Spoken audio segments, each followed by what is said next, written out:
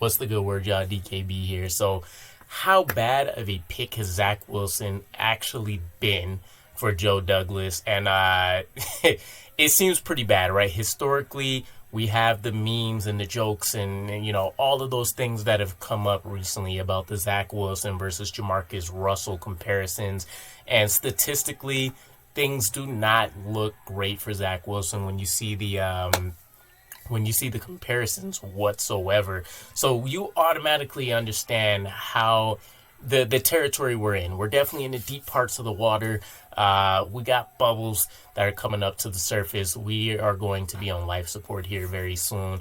And I think a lot of the news and rumors and information that's been spreading around recently also is kind of helping facilitate that argument when you consider there were reports that the New York Jets are going to move on from Zach Wilson as soon as this offseason. They're already confident that he's not the answer moving forward. And then we have all of the trades and the free agency quarterback options that we're looking at. Everything from trading from Aaron Rodgers to Derek Carr coming over in a trade. I've heard Cooper Rush requests. So it's been absolutely crazy. But there was also a story I came across when I was running through JetNation. There's a season ticket holder, Kevin. Apparently he's been one for quite a few years now. So obviously things haven't gone well. We haven't had a positive home record in forever. But after this most recent loss against the Jacksonville Jaguars, 3.5 very terrible quarters from Zach Wilson. A running game that couldn't do anything, 11 yards. And then not much else to be able to hang your hats on. In terms of watching special teams and defense, obviously, other than the defense kind of performing as expected, although they did get kind of sliced and diced by Trevor Lawrence to a certain degree. But irregardless, we took another L. It seemed like that was going to be our final opportunity at making a run at the playoffs. We didn't expect the Miami Dolphins to lose to the Packers. So we kind of got a Christmas gift for sure in keeping our playoffs hopes very much alive. But because he's been doing this for so long, he's been able to meet a bunch of players. He knows where everybody leaves from. Apparently, he's a little bit fed up. He wants to make sure the team is well aware that the product they put out on the field has been poorest. As a season ticket holder invested in the franchise, he's not going to continue to support, trash that's being put out there. So he goes down to this tunnel area where everybody's exiting. He's heckling a couple of players. He happens to notice Joe Douglas is strolling out. I don't remember 100% how this piece goes, but maybe he's already hurling some F-bombs. And he tells Joe Douglas, hey, great job at drafting the next Ryan Leaf. He happens to turn and he's either looking at his phone or doing something else real quick. When he happens to come back up, he notices that Joe Douglas is kind of storming towards him. He's hurling F-bombs. Kevin's starting to hurl F-bombs back. And I guess Robert Saleh wasn't too far behind Joe Douglas, so he was able to kind of wrap him up, keep pushing him forward, and then not too long after that, security came and, did the whole what's happening thing. And I found the story very interesting because, for one, it's not so much of a far-fetched story to think that Joe Douglas could be at a boiling point that would make him lash out. We've seen it from plenty of players before, those that you would expect just because they seem to be hotheads and make dumb mistakes, and then some that you wouldn't expect whatsoever. But we haven't necessarily ever heard about it from a coaching or a front office standpoint before. So it's really interesting. You could make the argument that maybe Joe Douglas feels like he's on the hot seat. He has a huge draft piece that has not worked out in the quarterback ranks. And when you look historically at things, front offices and head coaches that don't get the quarterback position right when they invest draft capital, especially in the first round, sometimes you can see it in the second, they tend to get canned and it doesn't work out.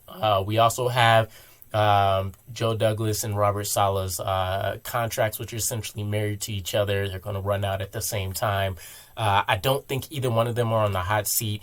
Robert Saleh was in, head coach of the year, candidate talks when it seemed like we were going to have a strong chance of solidifying the playoffs and not necessarily just creeping in. And same thing with Joe Douglas. He potentially could have won executive of the year with some of the moves he's pulled off. Rookie Offensive Player of the Year candidate, Defensive Rookie of the Year candidate. There's been plenty of hidden gems. Michael Clemens, Jermaine Johnson. Yes, he's a first-round pick, but he's behind a deep defensive line. He's found Max Mitchell. There's been a bunch of other things he's pulled off with the injuries that have come. So I don't think that's as big of a story as anything, but it made me think Zach Wilson, Ryan Leaf, Jamarcus Russell, these are exterior guys that you can obviously say he's definitely within that mold. He's a guy that has not panned out in his first 2 seasons, and is almost pretty clear that he's not only an elite quarterback, but he doesn't look like he's starting level. And at this point, based on Chris Streveler coming in and being able to put up almost the same exact amount of offense in almost one drive, he may not even be, practice squad level at this point in time, which is pretty bad. It's a very bad miss to have in the first round, number 2 pick, right behind a Trevor Lawrence, Justin Fields, Mac Jones, even Davis Mills coming behind him, getting playing time. And at least, Davis Mills in his case looks like maybe he could be a backup. Justin Fields was looking like the best quarterback at one point in time before Trevor Lawrence's hot streak. Zach Wilson hasn't had anything of the same sort to hang his hat on. His claim to fame so far is that he had that 5-game winning streak. And everybody will say that it wasn't because of him that we won those 5 games, but kind of in spite of him, and we just worked our way around it between defense, running game, special teams. So it's interesting, but it made me think Zach Wilson, or at least Jamarcus Russell and Ryan Leaf and, David Carr and all those names that he's going to get compared to as the biggest bust in history. He's not, those are well and, deserved, at least to this point. But that's not even the worst quarterbacks that have been, that we can consider in our internal history, right? We didn't draft those guys. It is what it is. But it very much so reminds me of Christian Hackenberg, that 2nd-round pick that we had out of Penn State in 2016. It hurts to say because Christian Hackenberg, there's a huge difference between him and Zach Wilson. Christian Hackenberg was almost kind of like an afterthought. He was supposed to be the plan after Ryan Fitzpatrick that, we can kind of hedge our bets on. But keep in mind, we already had a couple of guys that everybody should be pretty familiar with, right? Geno Smith was in the building. We mentioned Ryan Fitzpatrick. We had Bryce Petty. I want to say we had Josh McCown, all in around that same time as well.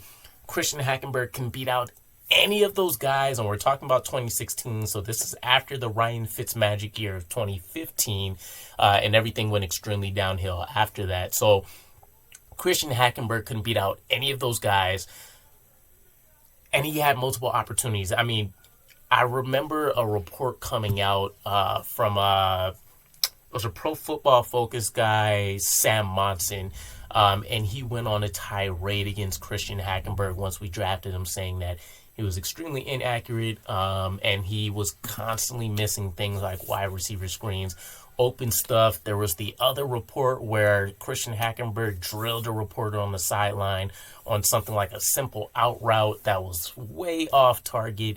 And I get a lot of those same feelings from Zach Wilson. And to be honest, if we pay attention and we go back and we dig through a lot of things, we had a lot of that same information come up from Zach Wilson as well. And I will say the New York Jets media team, they did a very, very strong job of only trying to put out the positive news.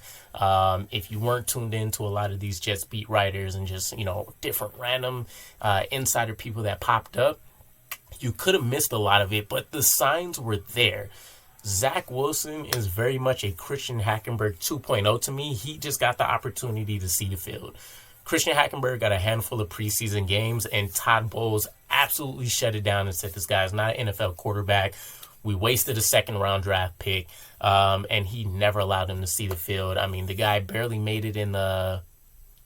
He didn't go to the Canadian Football League. He went to one of those developmental football team, program things that came up. and I don't think it was called the XFL at the time. It was something else. But irregardless, Zach Wilson is 100% our Christian Hackenberg. That doesn't mean he can't change. But as of right now, you're talking about a quarterback that can barely hit slants. He can barely complete passes behind the line of scrimmage. Wide receiver screens are going to be non-existent. Every once in a blue moon, you see kind of the wild throw, and you even seen the same as much out of a preseason game or two from Christian Hackenberg. But when you're talking about on a play-to-play basis, just being able to kind of stack some things together, do the basic principles of being able to collect first downs, and give your team a strong level of confidence in you that not only if things go bad during this series, we can turn it around the next. You had no idea what you were going to get from Zach Wilson from one play to the next. And that's extremely, extremely concerning. And it's obviously, when I keep going back and I'm thinking about all these different pieces, it gets sadder and sadder to me because I remember some of the awesome quotes that were coming out, like the Steelers comeback game. And we have Zach Wilson say, let's go out and get a fucking touchdown. And then they go out and they make the things happen. And we've seen that at least, 2 or 3 times. So it seems like the team was still responding to him at that point in time. But there was just such a consistent collapse between practices from what Garrett Wilson has told us. The evolving story of what has happened with Elijah Moore and him being unhappy with I guess you can kind of say the offense at this point as well, and not necessarily just his role.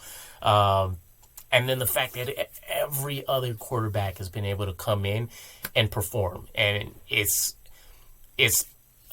irritating as well because Mike LaFleur has not been perfect, but the man obviously has an offense that works, and he knows how to operate it to a certain degree when he has a quarterback that can complete some of the basic functions of being a quarterback.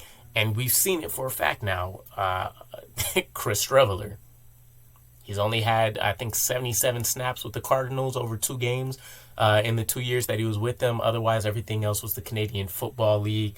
Mike White, former 5th-round pick, not anybody that's revolutionary. You don't look at him and see any one particular elite trait that you can say, wow, we can absolutely mold around this guy. He just knows how to get the job done. And then we've seen with Joe Flacco, 37-year-old quarterback, the man is scared to take hits these days and very brittle. But even he's able to make the offense operate to a certain degree much better than Zach Wilson is. So it's kind of damning. But let me know what your guys' thoughts are. Is Zach Wilson a Christian Hackenberg? Is he definitely closer to a Jamarcus Russell? Let me know what you guys think in the comments. I'll catch you again. Peace.